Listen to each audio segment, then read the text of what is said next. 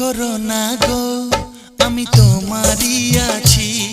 এ জীবন মরণে আমি তোমায় ভালোবাসি। আমি তোমার ছায়া হয়ে রব তোমার পাশাপাশি।